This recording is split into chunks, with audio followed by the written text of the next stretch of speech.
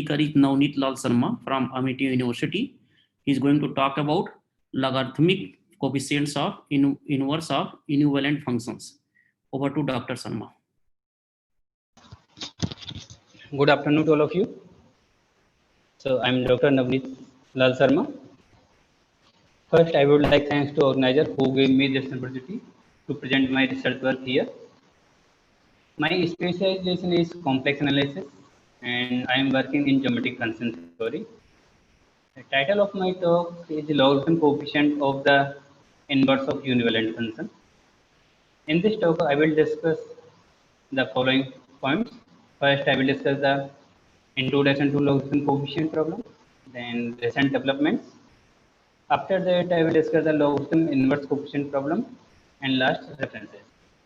Let's start. And this talk is based on this article, and which is published in Rajat in Mathematics in 2018.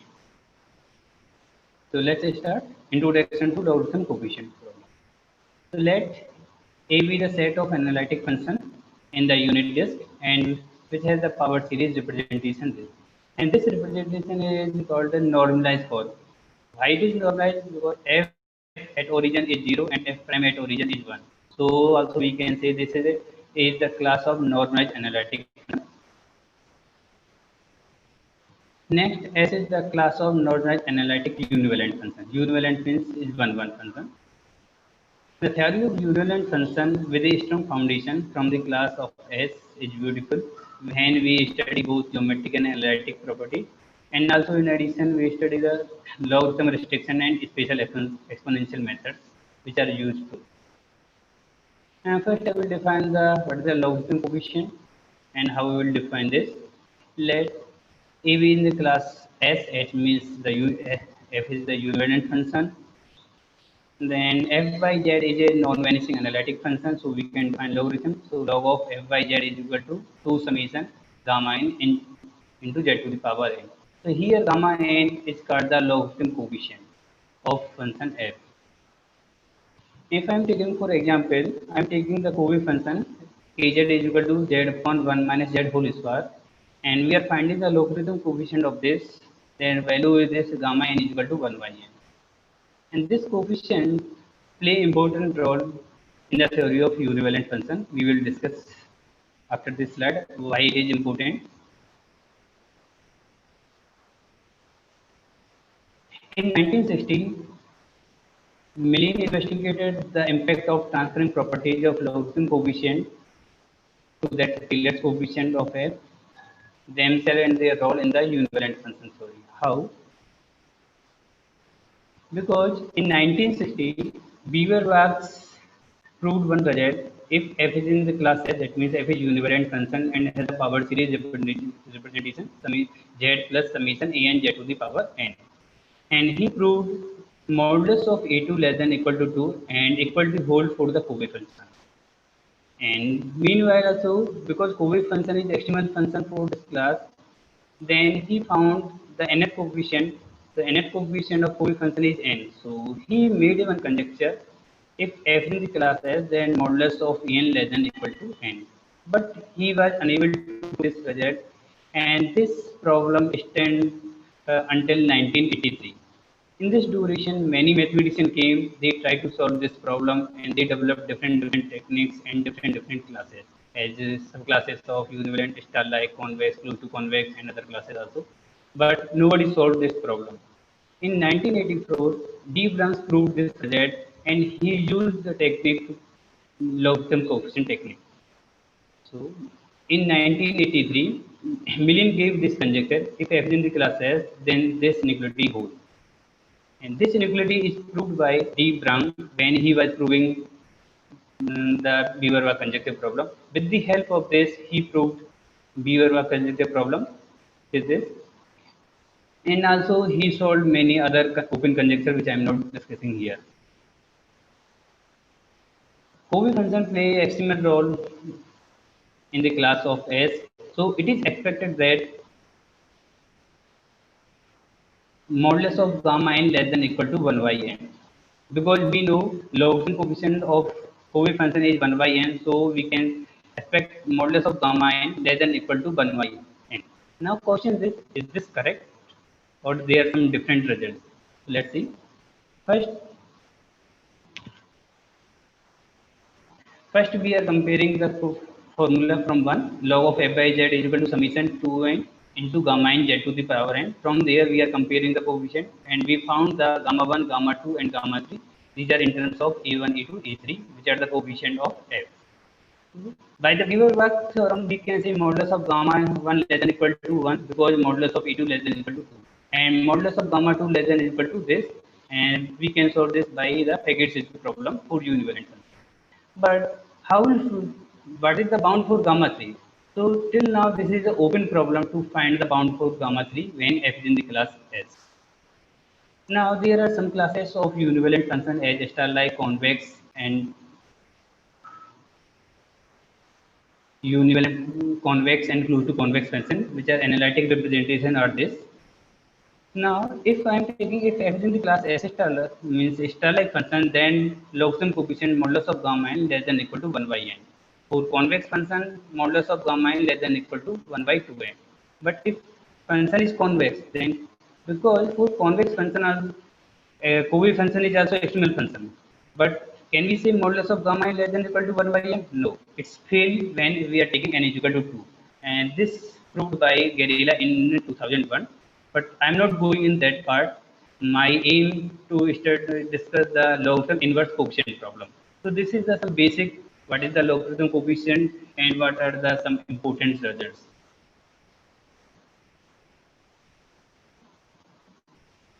So let f be the inverse of f belongs to S and defined in neighborhood of the origin with the Taylor series expansion f of w capital F of w is equal to f inverse w and has the series representation w plus summation capital A n in w to the power n which defined in the disk modulus of w less than 1 by 4.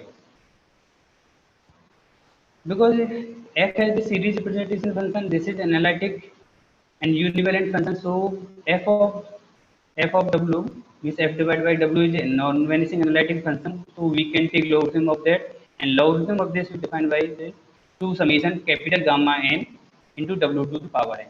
So here capital gamma n is called the inverse coefficient of the function capital F, where f is the inverse of f.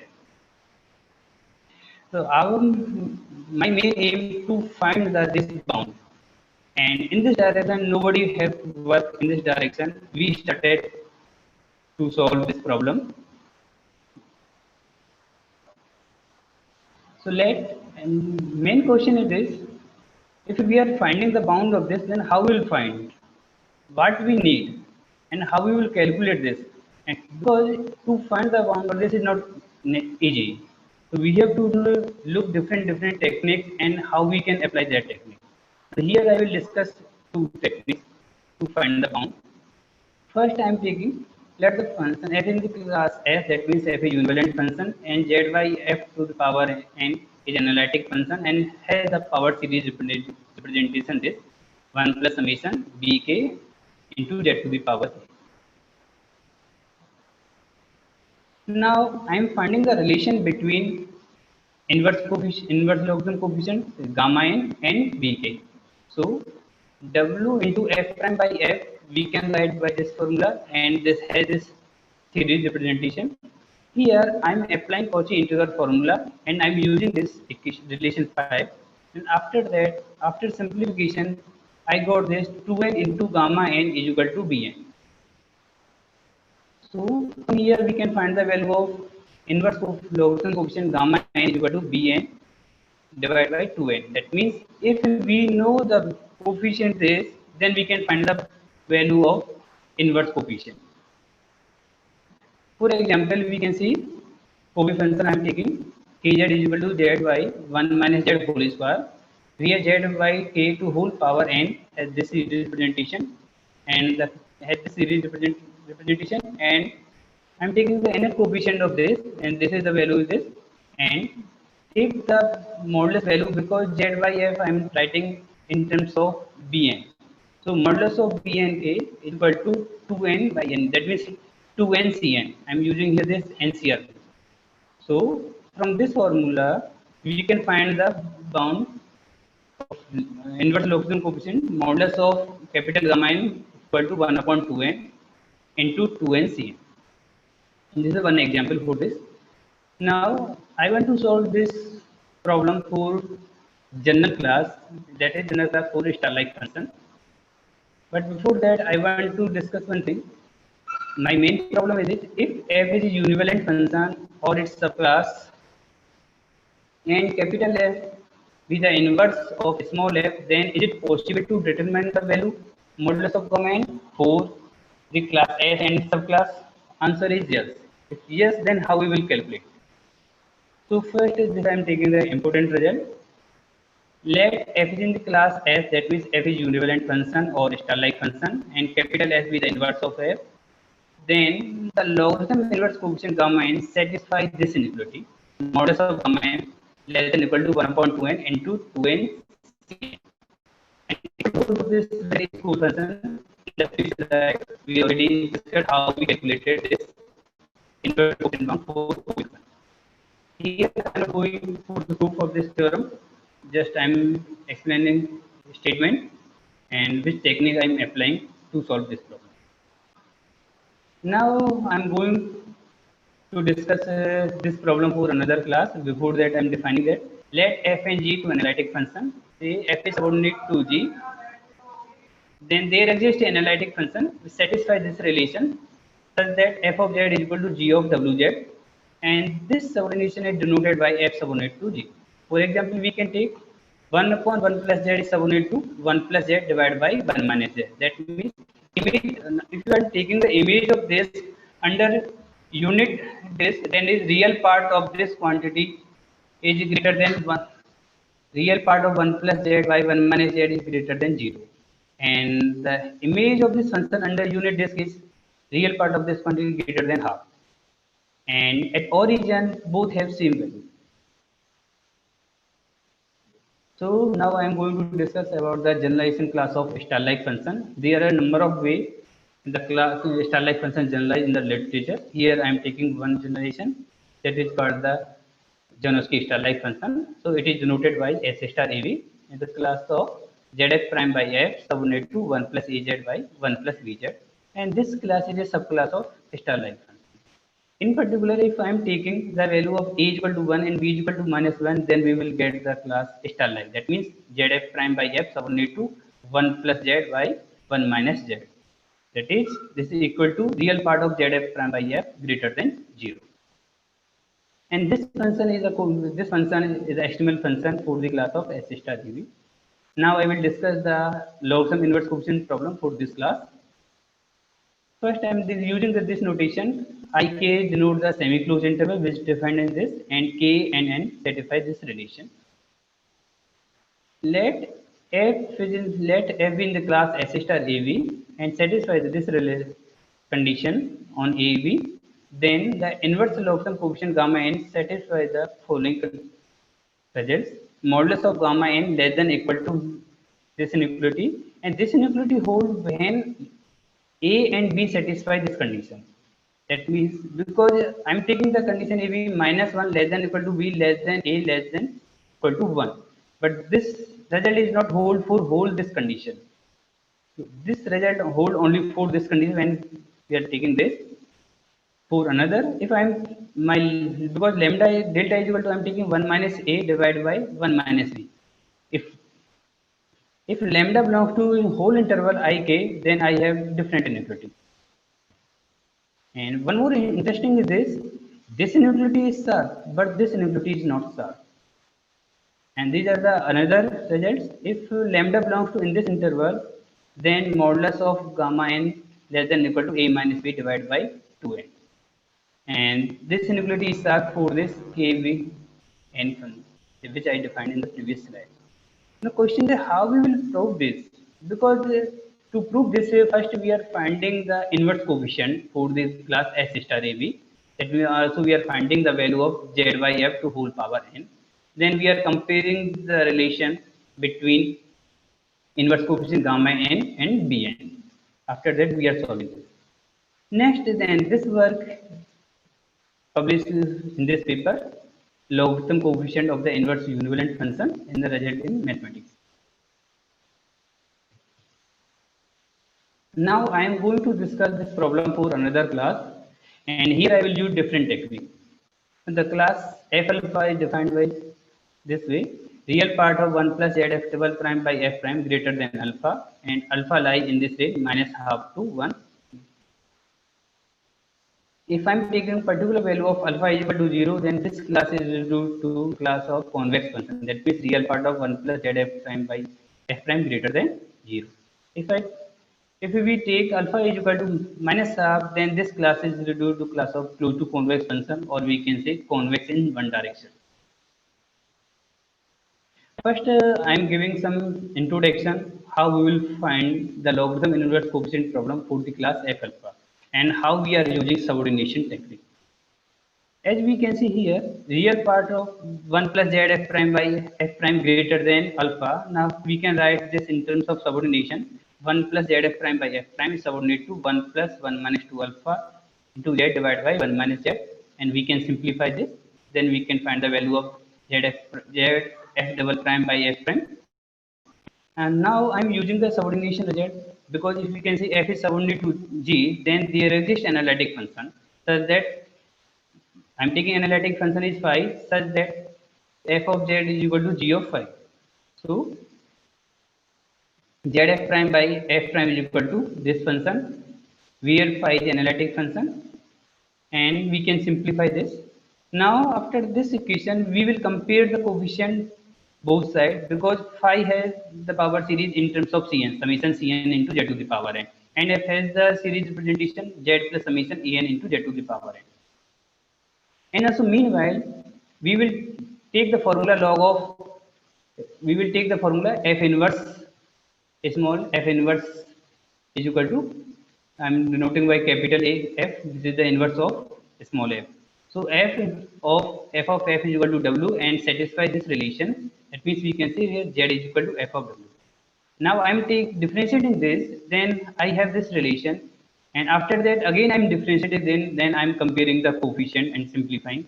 Then we will get the relation in terms of capital gamma 1 means inverse coefficient of capital gamma 1, gamma 2 and gamma 3, and this relation in terms of a2, a3 and e3.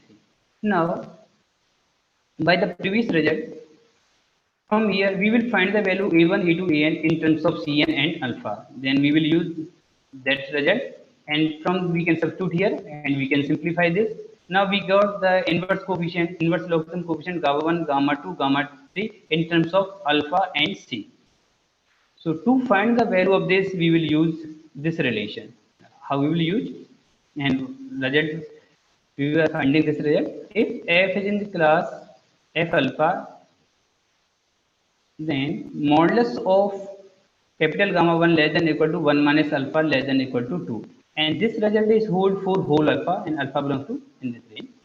But if we are finding the second inverse logarithm coefficient bound, then the value, this bound is bounded by this quantity. But when alpha lie in this range, minus half to 1 by 5. But we can see here our alpha belongs to minus half to 1. What about the rest value? For rest value, we have another result, modulus of gamma 2 less than equal to 1 minus alpha by 6. And here we can see both this result, in both case, inequality hold for this function, f prime is equal to 1 minus z to the power this, but for this function, estimate hold for another function. And we can see another result, modulus of gamma 3 less than is equal to 1 minus alpha divided by 12 when alpha lies in this range. But we can see here our alpha lie minus half to 1, but we are getting this value only for this range. But what about another? So similarly, we have modulus of gamma 3 less than equal to this value for another value. But because this problem does not solve, we cannot solve this problem for whole range of alpha. This is also till now open problem. And inequality hold for both inequality by different functions. For this inequality hold for this function, this is different 1 minus z q to whole power this, and inequality hold in this case for this function, this is totally different from alpha. Now, if I am taking particular value of alpha, suppose I am taking alpha is equal to minus half, that means f in the class f of minus half, that means f in the class of close to convex function. Then we have this result modulus of gamma 1 less than equal to 3 by 4, gamma modulus of gamma 2 less than equal to 11 by 16, and this is another. And this inequalities are for this function. But we are unable to find the bound for modulus of capital gamma n. This is till now open problem, and we are trying to solve that problem. In particular, if I am taking alpha is equal to 0, then we have the bound modulus of gamma n less than equal to 1 by 2n, and equality holds for this function. This is a convex function z by 1 minus z. Now, proof of this theorem is based on this Procne and Singer with the study in 1981. Let f phi z is equal to this, then psi of phi is equal to this relation, then psi of phi less than equal to 1 when mu and nu belong to d1 and d1 union d2, and d1 and union d2 defined by this way. And modulus of psi phi less than equal to modulus of nu when mu and nu belongs to d6 union d7, and d6 and d7 defined by this. So these are some references. Thank you. Yeah, thank you, Dr. Sharma. If anyone has any questions, please go ahead and ask. At least I can see one person, because he asked one question. Yeah, please, because go ahead and ask. Yeah, I think Vikas has one question. Why we are taking a1 is equal to 1 in equation number 3? That's what he is written. E1 is equal to 1. Where, sir?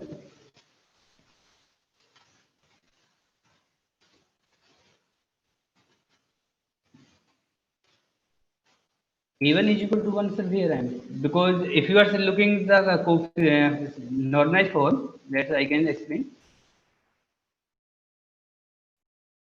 If you are seeing here this, why we are taking a1 is equal to 1? Because this is normalized form. Because if you are taking the series summation fz is equal to, suppose, e1z plus e2z square plus e3z cube, that means because this is an analytic function and univalent function, now we can normalize this.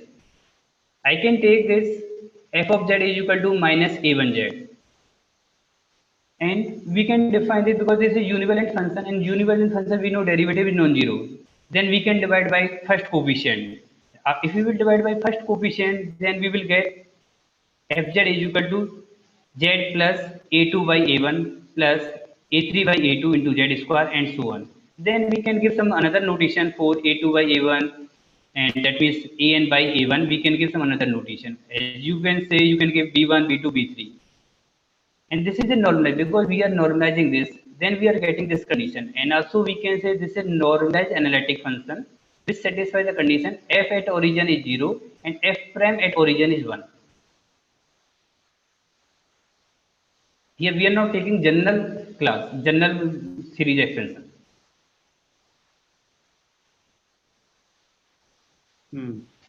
Any other question?